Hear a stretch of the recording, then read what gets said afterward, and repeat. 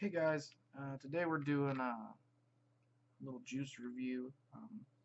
This is by Thunderhead Vapor Artesian E-Liquid Monkey Fist. It's 6 milligram nicotine. Um, I've got it in the K-Phone currently. It's kind of been my all-day vape the last couple days. It's a one moment.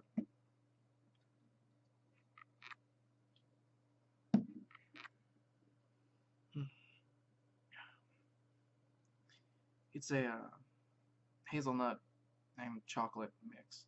It's kind of like a, how to describe it? It's like those little truffles that come in the gold wrappers for that French shit I can't pronounce. But they're fucking delicious, and this tastes pretty damn close to it.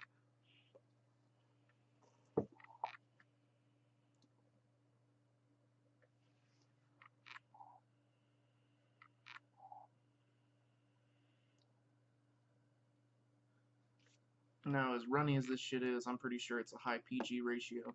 Gives a pretty hard throat hit, so I'm assuming it's pretty high in PG, maybe 80-20. It helps the flavor carry through because chocolate, if you have too high of VG, gets really toned down. Hazelnut disappears with too high of VG.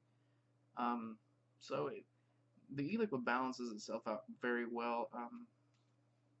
I got this e-liquid from Zample box this for February. Um, I wasn't 100% satisfied with this month's Zample box. There were a few e-liquids I really liked. I always like the Golden Drops e-liquids when I get them. They disappear fairly quickly. I know I have one laying around here somewhere, but we'll get to that later. It's quite nice to be able to enjoy an e-liquid that I really wouldn't purchase myself. It's something that you get kind of off the wall. It's something called Monkey Fist. Monkey Fist. Monkey Fist. Yeah, there is an autofocus. Monkey Fist. I don't want my e-liquids to be fisted. Okay, it just sounds kind of gross. And I mean, I usually don't vape a very dark e-liquid very often. But the hazelnut and chocolate are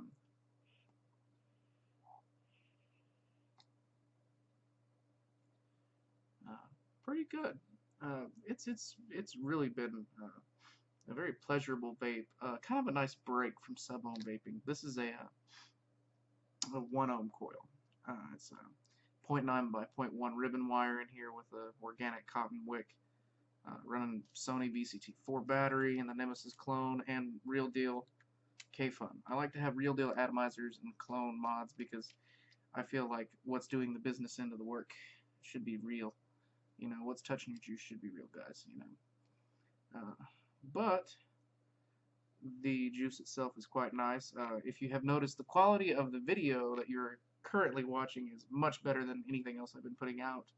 That is because I've got my computer situation situated. I've got the webcam working for a fucking change. I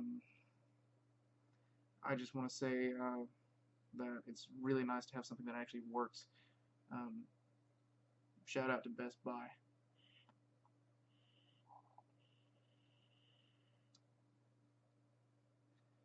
It's a lot of people say it has like a coffee tone to it, like when they smell the secondhand vapor, and I can see that because a lot of people like hazelnut coffee, so there's that.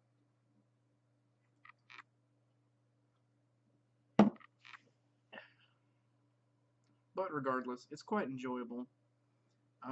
Not something that I would keep on hand all the time, but it's nice to have for a couple days before I vape it all out. There have been a few juices that I'm kind of scared to put in the K-Fun because I don't like the metal tank because I can't see my juice level. I might purchase one of those glass tanks for the K-Fun just so I can have something that I'm not afraid to put whatever juice in. Pardon me.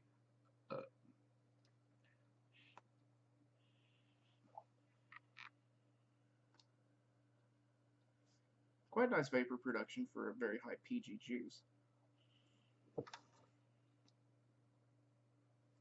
I mean, it's no cloud setup here with the e-liquid, but It's quite flowy, so I've not had very many dry hits. I had one dry hit, but I was chain vaping the shit out of this. But it wasn't a very, very extremely dry hit. It wasn't a burnt hit. It just got a little dry, and with Kanthal, especially ribbon wire, and a slight dry hit, you notice immediately, so you stop. I am still using my vaping donuts and my dripper. Kind of taking a break from my sub-ohm vaping lately. Just kind of needed a little break, clear my head. Just sit back and enjoy a vape instead of having to work for it. Big clouds are always fun, but sometimes you just need a break.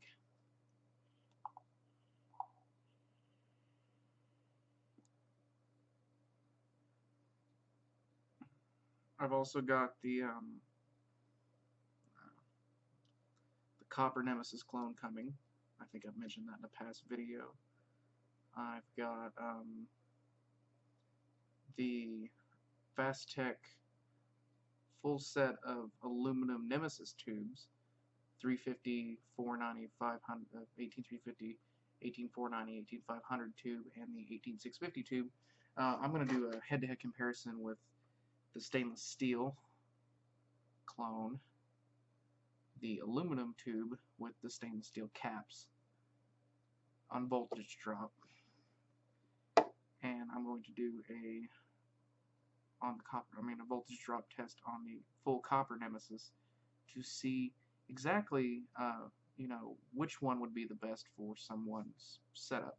Obviously you're going to want to try to get as much voltage as you can from your battery, but sometimes conditions do not allow that. For example, stainless steel is only, I believe, 40% the conductivity of silver. Silver is the most highly conductive metal for electricity.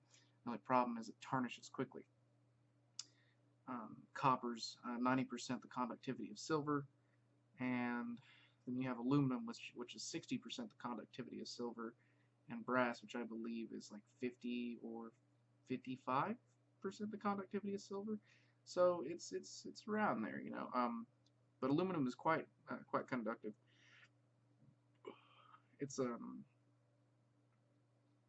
But that's kind of what's coming up in the queue.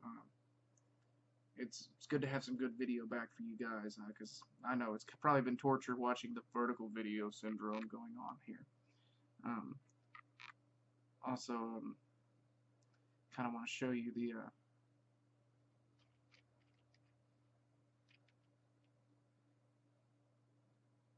I found a way to, this will be another video, I found a way to stop the leaking that I sometimes get from the K-Fun. But now I'm ranting, and we're going to have another vape, and we'll let you guys go.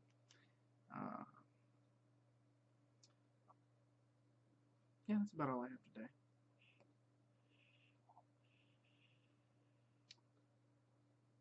You guys gotta forgive me, I'm on 3 hours of sleep here.